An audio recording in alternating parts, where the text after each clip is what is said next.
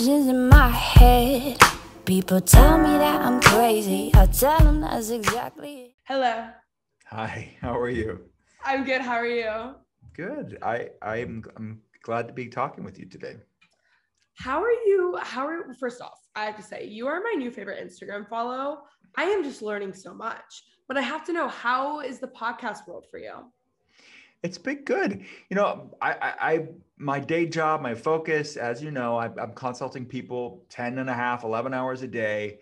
That's my jam. That's my focus. It's my passion at my heart. I love my patients, and that's my main focus. The show is a ripple effect of my love and obsession with functional medicine and seeing these things that impact people's lives. So podcasting, when you're consulting people, it is a lot of listening.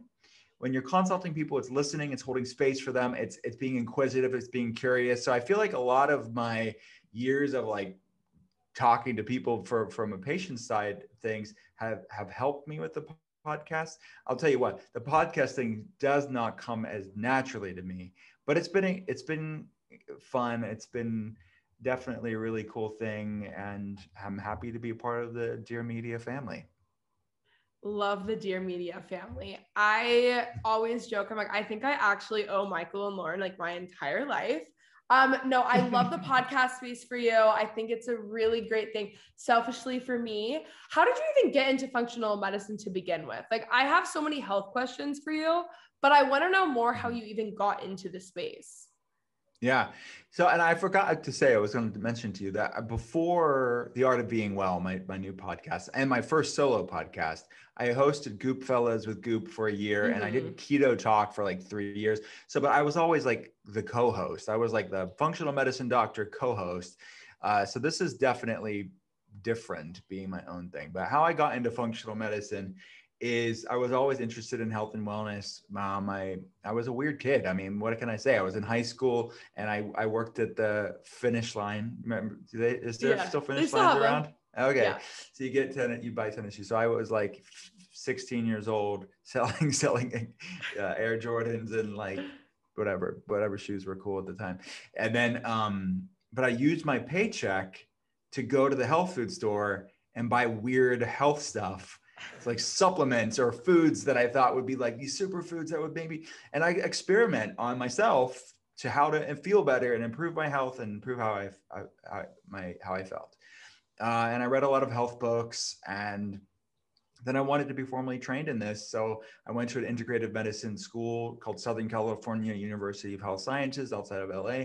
And I was trained there. And then I graduated speaking and writing about this.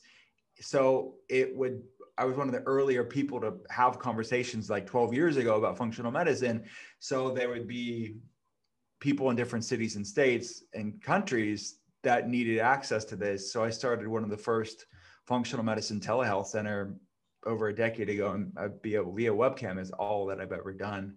So now it wasn't called telehealth back then. It was just we called it a virtual functional medicine clinic, but now telehealth's a thing. And yeah, so it's always been a passion of mine. Can you explain what functional medicine is? Sure. So it's a few things. In short, it's evidence-based complementary medicine, but it's way more than that. If I had to break down, the first thing we do, we interpret labs using a thinner reference range. So anybody that's listening right now will know, hey, when I get my number, my lab, I'm being compared to this reference range in my lab. Well, we get that reference range from a statistical bell curve average of people who go to labs. Think about it. Who are people that are typically going to labs? They're people that are sadly going through health problems. That's why they're going to the lab. So they go to their doctor and they're like, what's going on? Basic labs get ran, and the doctor says, you're fine. Everything's fine. But you know, intuitively in your body, like, this isn't normal for me. But you're told, you're just depressed. Here's an antidepressant, or you're a new mom, or you're just getting older. All these well-intentioned maybe reasons on how you could be having these symptoms despite these quote unquote normal labs. But what they're unintentionally telling the person is that you're a lot like the other people with health problems that we're comparing you to. And comparing yourself to people with health problems is no way for you to feel your best and to know why you don't feel your best. So we're looking at optimal, not average, in functional medicine. We're looking at a thinner range within that larger reference range is where does vibrant wellness reside? That's the functional range where your body is functioning the best, where we get our name functional medicine. So that's the first thing we do. The second thing is we run more comprehensive labs. So we're looking at the root confluence of factors, this perfect storm of variables that give rise to chronic health issues, whether that be fatigue or weight loss resistance or anxiety or depression, brain fog, inflammatory skin issues, hair loss, digestive issues. These are all problems that we look at and ask why. Like, why do we have this problem? So we run a lot of good labs to give data on what is the pieces to the health puzzle. And we're all different, so it's going to look different for different people. So we're looking at things like microbiome issues or, underlying gut problems, chronic infections, like viral issues, nutrient deficiencies, hormonal imbalances, whatever the case it requires. And then we realize we're all created differently. There's not going to be this cookie cutter, one size fits all approach to getting well. And I could have 100 people with the same set of symptoms, the same diagnosis, and what's needed for one case is not necessarily needed for another one.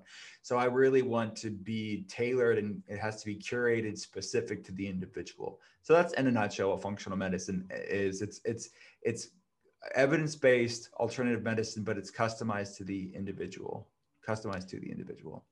See, I'm so glad you're here. I was on the phone with my mother yesterday and I was saying, I'm like, I need to get my levels checked of some sort. I know that there is something off with me and it's affecting more of like mental health, like anxiety, kind of depression with me. I'm like, everything else is good. I work out every day, most days, not every day. I eat really healthy. I'm like, there's something off. I have PMDD. I know that. So I'm like, I think it's a hormonal thing, but I need to go and do this. And that's exactly what she told me. She's like, you need to like go and get your labs done and you have to fight for it because they're going to end up just trying to like give you medicine or whatever, which I'm not against, but I just know that there's something else. I don't know how to describe it. I just know. Well, we should run labs. Let's run labs and figure out what's going on. Yeah, that's exactly what I have a heart for. Because there's so many people. Look, these are silent issues because on the surface, you look great. That's many people. They look great. No one knows that there's a problem going on. People don't know what it takes to get through the day when you're struggling with things like fatigue or anxiety or depression or brain fog or different inflammatory autoimmune problems. Like, what the heck? Like it's so hard to just get through the day when you feel like this many times. So to give people answers as to why they feel the way that they do and let them know you're not crazy.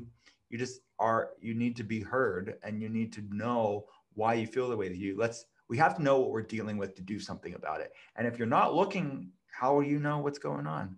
And many people are just getting the basic labs and the training in the standard model of care. And I'm not dogging on any individual doctor. It's a system. The system's trained to diagnose a disease and match it with a medication. So that serves certain people, and that's enough for some people. So if you're doing that and what you're doing is working, keep on doing it. But there's many people that are doing everything they're told to do, but they're still struggling. And those people, we need to do better. We need to dig deeper. We need to be more thorough. And keep asking why if what they're doing isn't working for them, because we have to do, like, the definition of insanity is doing something repeatedly, expecting a different result. Many people are taking the medications, doing what the doctor's telling them to do. They're still struggling, and they've gone from brand to brand to brand or to off brand of medications, but they're still struggling. Like, what are you supposed to do at this point? That's where we come in functional medicine. So to get like my labs done when I go to like a functional medicine like clinic, like where would I go? Or like my normal doctor? Yeah, we're all telehealth and we have been for the past decade. So we would just drop ship labs to you. We coordinate labs that you locally where you're at, like whether you could be anywhere, but we would just find a local lab to you and we would coordinate the blood labs. And then the other test would be maybe a stool kit, a hormonal like urine saliva kit. There's maybe other independent blood labs that we would have to coordinate, but we're used to coordinating that wherever you're at in the world. Perfect. I'm all in. Okay. This is the best thing I've ever heard.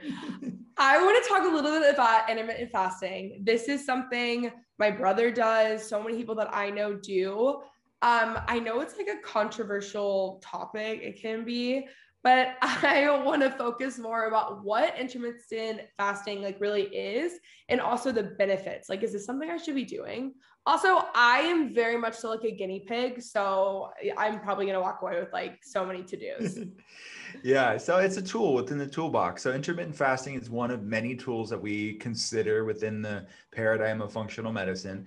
And it's nothing new. I mean, fasting's been used for a long time in medicine. It's been used a long time in just the history of medicine as well. But there's a lot of research today, exciting new science showing the benefits of intermittent fasting. And it's been used for many other purposes throughout human history, both from an ancestral health perspective, i.e. food wasn't always available, and from a spiritual religious standpoint and an indigenous culture standpoint. It's been used for a long time for many different health purposes and other purposes too. So yeah, it's something it's part of the human race. And it's the problem is when the tool is not used in a way that's appropriate for your body. So it's easy for us in our very black and white culture of saying, well, that's bad for these people, or that's good for these people. These broad, overgeneralized, sweeping statements that lack context is where the problems arise. Because yes, intermittent fasting can be used in a way that doesn't work for that individual. That doesn't make intermittent fasting not good. It just means it wasn't good. You didn't do it in a way that works for your body. So there's so many ways to do intermittent fasting. And that's really the conversation that I'm exploring in Intuitive Fasting, my newest book, because it's, as its name implies, an intuitive, mindful, graceful approach to intermittent fasting, where it's finding the art of it. We have the science, but where's the art of it? Where's the art of intermittent fasting? And everybody's different. And that goes back to one of the aspects of functional medicine that I mentioned, bioindividuality. What works for one person, even if it's a healthy thing, what works for one person may not be right for the next person. So we have to see the context and the how. So it's an amazing tool. The health benefits are, it shifts our body into a state of nutritional ketosis. Ketone bodies are known as the fourth macronutrient. So we have protein, fats, carbs, and ketone bodies. So it's a way to fuel your body. And it's a way to, I think it's more eloquently said at Paracelsus. He's one of the fathers of modern medicine. He's known as the Martin Luther of medicine because he was reforming medicine at the time. But he called fasting the physician within, which I think is an eloquent way of saying it and summarizing it, what I'm talking about. It's this physician within, this inner doctor that allows us to reset, recharge, renew, recalibrate, and upregulate things that are always there. I mean, it's in our DNA. Fasting actually we evolved with times of fasting. So we're just supporting pathways and upregulating pathways that have always been there, but are lying dormant for many people because of what's known or what's referred to as an epigenetic genetic mismatch, meaning that our genetics haven't changed in 10,000 years, researchers estimate. And our world has changed very dramatically in such a finite period of time when you're putting that into context with the totality of human history. So we are eating and living out of alignment with what we've evolved with as humans. So what fasting is one tool to decrease the chasm, decrease that mismatch between genetics and epigenetics. So it does a lot of stuff. It lowers inflammation levels, which is connected to every health problem you can think of. Even anxiety and depression and fatigue all have inflammatory components, and it's actual brain inflammation is what researchers are looking at. So it lowers inflammation levels, not just in the brain, but systemically. And it's good for people with autoimmunity. It's good for digestive issues. It's good for people with fatigue issues because it increases mitochondrial health, actually cellular energy factories, improving something called BDNF, brain-derived neurotrophic factor, actually making new neurons for your brain and improving something called neuroplasticity, actually the brain becoming more resilient, basically. It helps to balance blood sugar. It decreases other hormonal problems like PCOS and endometriosis. And there's so many cool benefits to intermittent fasting. So the conversation that I'm having in intuitive fasting, because it's a conversation that I have with my patients first and foremost, is how do you have a mindful, sustainable, healthy relationship with intermittent fasting to leverage these amazing health benefits in a way that works for your body. So instead of saying, well, that intermittent fasting is bad for women, or it's not good for those people, and that's where the context is lost. It's like, well, we can tap into these amazing benefits without thinking, like, we shouldn't think, well, more is better. Like, just because something's cool, we should do more of it. Well, you have to find a sweet spot with these things. And that's the same thing with exercise. You don't work out all day long really hard. Does that make working out bad? No, you're just doing too much for your body. You need to have that resting time to recuperate after that exercise. Same with fasting. You're not fasting all the time. That's called starvation. That's not the same thing. It's just, how can you tap into the magic, the health benefits of fasting, but still have a balance there? Does it help with brain fog? Yeah. I mean, there's the research to show that brain fog, or that trouble with word recall, name recall, some people describe it as feeling spaced out or hungover. They feel like they're not fully engaged in the present moment. Some people will see brain fog or describe it to me, and they'll say it's the same as their fatigue. It's just how they're describing the fatigue. It's more like mental fatigue. But many people will say, no, I have fatigue and I have brain fog, but those are two separate things. Because I could have a great energy day, but I'm still having this brain fog feeling. So it's really important to define what we're even talking about there. It's different for different people. But if we're talking about brain fog in its strict sense, there's research to show that there's some neuroinflammatory components or brain inflammation components specifically in the hypothalamus. And intermittent fasting is a way to lower the brain inflammation that is connected not to just brain fog, but also things like anxiety and depression and other brain mental health issues. And that's a part of the conversation that I'm having in intuitive fasting, is that we like to separate mental health from physical health, but actually mental health is physical health. Our brain is part of our body. We can't separate the two. And its inflammation impacts the brain just like it impacts your joints, just like it impacts your stomach. It's just like it impacts your thyroid or whatever else we're talking about. So in short, there's studies to show that it does help with things like improving cognitive function by lowering brain inflammation. It lowers things like the NF-kappa B pathway, the NLRP3 inflammasome. Basically, these are pro-inflammatory cytokines. It lowers that and upregulates these pro-antioxidant longevity pathways, increasing something called autophagy or cellular recycling. It's which is good for the brain, but it's good for the rest of our body too.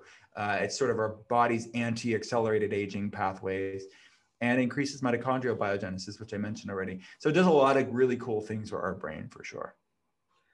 And as far as time goes, I know there's different time blocks with intuitive fasting. Do you recommend like one certain time block that you do, or is it just like intuitive in what you're feeling between the different ones? Well, I built a protocol in the book in intuitive fasting for people to, like a yoga class, to become aware of what their body loves and what their body hates, and we're all different. So I want them to experiment with different things to see and see how they feel and check in with their body. But also, when someone's metabolically inflexible or metabolically rigid, meaning they're hangry, they're in sugar burning mode, they have insatiable cravings, they have fatigue, maybe they have anxiety and depression too, there's going to be really, intuition is going to be very difficult then.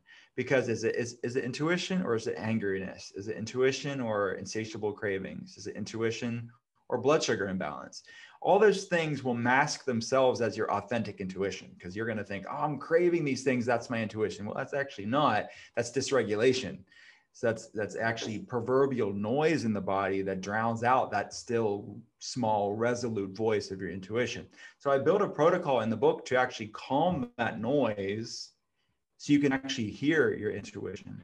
So yes, at the beginning, I want you to cycle through different types of fasts. So we start off with a lighter one. So it's a 12-12, which is very easy. It's basically, if you have 24 hours in the day, a 12-12 is eating between 8 a.m. to 8 p.m., 7 a.m. to 7 p.m. You have all day long. That's your eating window. Your fasting window is at night when you're sleeping, until you break the fast at breakfast in the morning, hence its name.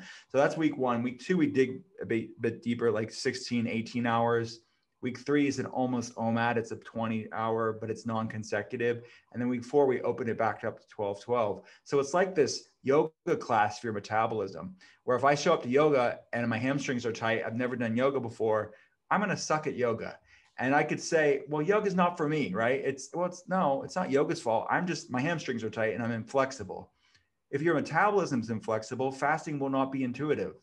But as you lean into it and expand and contract and strengthen and root your metabolism, gets more flexibility, fasting will be more intuitive, and so will eating. So that's really what I'm doing. After a while, after you do a few cycles of the protocol in the book, which have these vacillating, ebbing and flowing, expanding, contracting, eating, and fasting windows, after a time, you will evolve the practice so you can intuitively do it for yourself. Well, all of our practices with these things will be different depending on who we are and the season we're in our life. Because what serves you today won't necessarily be what you need to do forever and ever. So yeah, it's a bit of learning at the beginning and improving your health, but after a while you can intuitively adjust it. I'm curious, what does your brother do? What type of fast does he do? I don't know. He's very much so like this stuff is right up his alley. I'm not exactly sure. He is the guy who like works out. He lost a lot of weight a few years ago, and he like carries the water jug with him. Like he's that kind of guy. Like you talking about like spending your money on supplements, that's him. Okay. I know that you just posted a video with Gwyneth about this, but I have this specific question since we're here. So let's say I'm fasting, right? But I like working out in the mornings, and I don't really like working out without eating. It's not that I don't. Sometimes I do, but like, would you recommend just like getting used to that, or how does that work? I think there's a brilliant space and a tool to experiment with a fasted workout, working out while you're in a fasted state. I would take it easy at the beginning, because if you're not used to it and your body's not full keto adapted or fat adapted, it's not as metabolically flexible. For doing a fasted workout, especially if it's a longer or more intense workout, it may be too much expenditure for what your body's capable of fueling yourself with through what's called gluconeogenesis, is actually making glucose endogenously in your body. That process takes time to build the metabolic resilience and fortitude to do that. So take it easy at the beginning, but lean into it. There's amazing benefits to that, because exercise and intermittent fasting are both hormetic effects, especially more high intensity interval training or HIIT training. They put your body in a good state of stress, so you actually can get more resilient. It increases those autophagy benefits and the longevity benefits and all those anti-disease, anti-inflammatory benefits. It increases that. But sometimes people, they're just doing too much of the hormetic stuff too soon. So it's like another hormetic effect is sauna therapy. If you go into the sauna for 50 minutes, you've never done sauna therapy, that's a lot. So you just work off low and slow, check in with your body. These are all forms of hormesis. Same with ice therapy. It's good stuff, but the sweet spot is where the magic happens, because it's sustainable and you're meeting your body where it's at and meeting your body with this amazing tool, but in a way that serves you long-term. And that's really the sweet spot for exercise, intermittent fasting, and these other practices too. Can we go into ice therapy and sauna therapy? I've been hearing so much about this lately, but I know nothing. Yeah. So these are other forms of hormesis. So the concept of hormesis has an interesting historical roots. I talk about it in intuitive fasting. There was a king called Mithridates in like hundreds of years ago, thousands of years ago. I don't know the exact date. In basically the Black Sea region of the world, and he thought his mother was going to kill him. He had this murderous mother, and if you look at royal family history, it's kind of true. Like people wanted to kill them all the time. I would not want to be one of them. But basically, he would give himself small amounts of poison to build a resilience and a tolerance. So if he would one day be poisoned, he wouldn't die.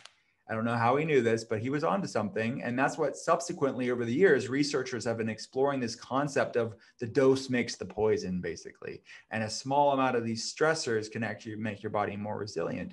And even people that drink like a glass of wine a night, not that I'm advocating everybody to do that, but some researchers are actually looking at that, even like a small amounts of alcohol being a hormetic effect too, where it's like you're giving your body some of that stressful poison basically with the alcohol, but it's actually making your body more resilient. Again, I'm not advocating people to do that for that reason, but I'm just saying there's a lot of things in our life, exercise being one of them, sauna therapy, ice therapy, that are all these good stress to make our body more resilient.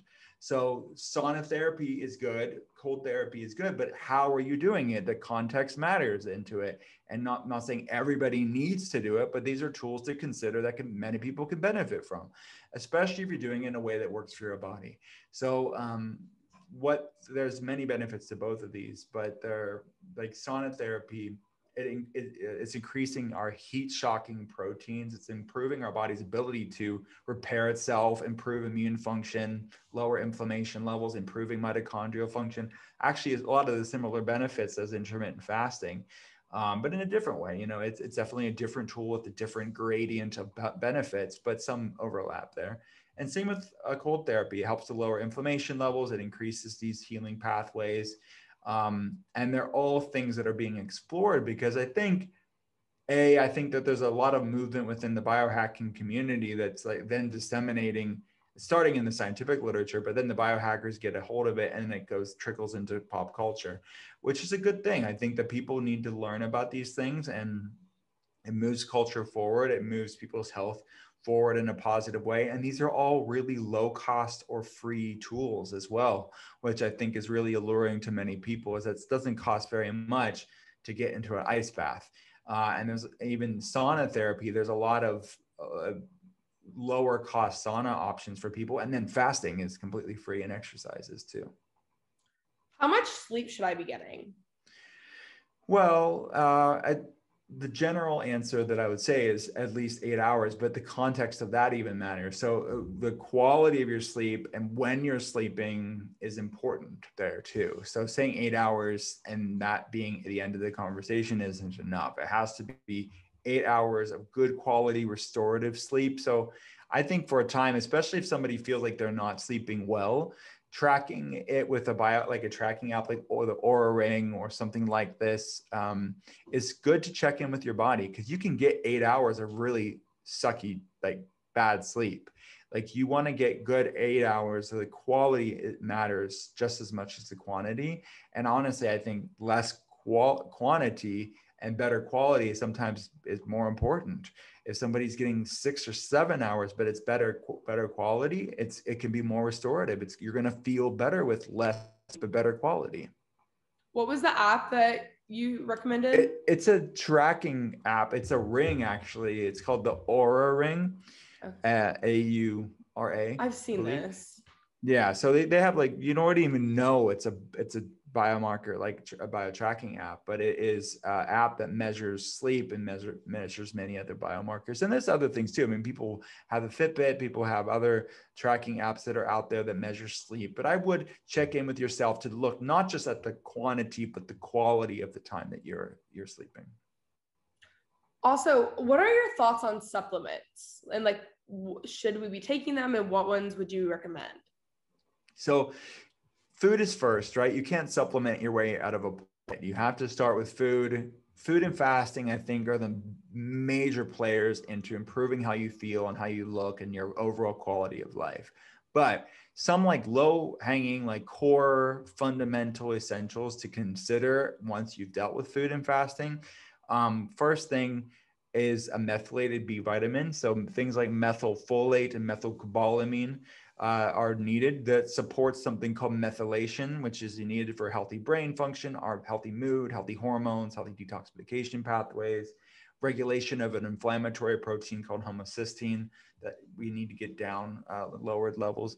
So, and you can get those many options out there for methylated B vitamins. And then second would be vitamin D3 and a K2. These are two fat soluble vitamins. B vitamins are water soluble. These ones are fat soluble vitamins. So around 5,000 IUs of vitamin D3 with a K2, which is, people are deficient with vitamin D, but they're also deficient with vitamin K2. So both working together synergistically helps the bioavailability, but also improves the deficiency of K2.